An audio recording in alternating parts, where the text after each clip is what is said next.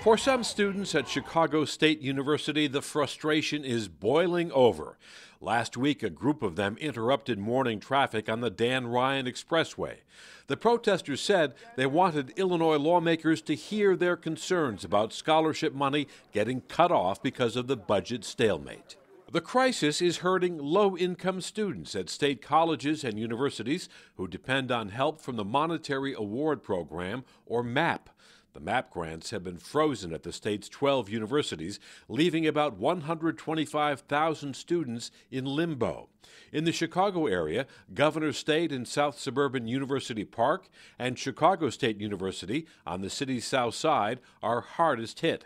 State funding for many programs has dried up since Illinois legislators have been unable to agree on a budget. Dr. Thomas Calhoun, president of Chicago State, says the school depends on Springfield for nearly a third of its $120 million a year budget. We are exhausting reserve funds, if you will, and we have been fortunate that we've been able to get 7 months into the fiscal year in the absence of state funds. But we are pressed now because obviously our yearly budget included state funds that we've not received. The budget crisis is so dire that Chicago State's president says the university will have to make drastic cuts and possibly even close until it gets the state money. Even in anticipation of this, we have had some reduction in force, so there have been some layoffs. The fact of the matter is that our budget expected a $39 million appropriation from the state. It's very difficult to find $39 million that you can cut out by not buying paper clips or not buying staples. And the lingering budget crisis is having a domino effect throughout the entire state university system. Madeline Dubeck is Chief Operating Officer of the government watchdog group Reboot Illinois. We've heard reports that high school counselors are now telling high school students in the state of Illinois, go to a school out of state because there's no guarantee that anything is going to be operating here, that there's going to be any stability or funding. And, if you think about most of the communities where these public universities and public community colleges are located, there are entire businesses that exist because of the university. Paris Griffin is a senior at Chicago State, majoring in public relations and president of the Student Government Association. Adrian Mercado is a junior majoring in communications. He relies heavily on a MAP grant to pay for his education.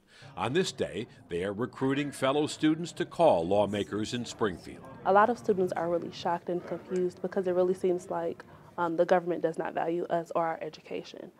So it's really been a question as to what can we do to show the government, Governor Rauner, the legislators, that Chicago State University is very important to not only the students, but the surrounding community, faculty, staff as well. Without the MAP grant, overall, it's very inconvenient for a lot of us because we're so used to getting MAP grants and we're so used to receiving this extra help. The most needy students are not getting the Monetary Award Program grants that they had been promised. Those are students who cannot go to school without a little bit of financial aid and who are aspiring to do better in life.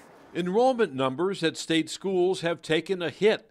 More than 1,000 students who depend on grants failed to return to classes this semester. Earlier this week, Illinois Comptroller Leslie Munger sounded the alarm about the lasting impact of the stalemate in Springfield.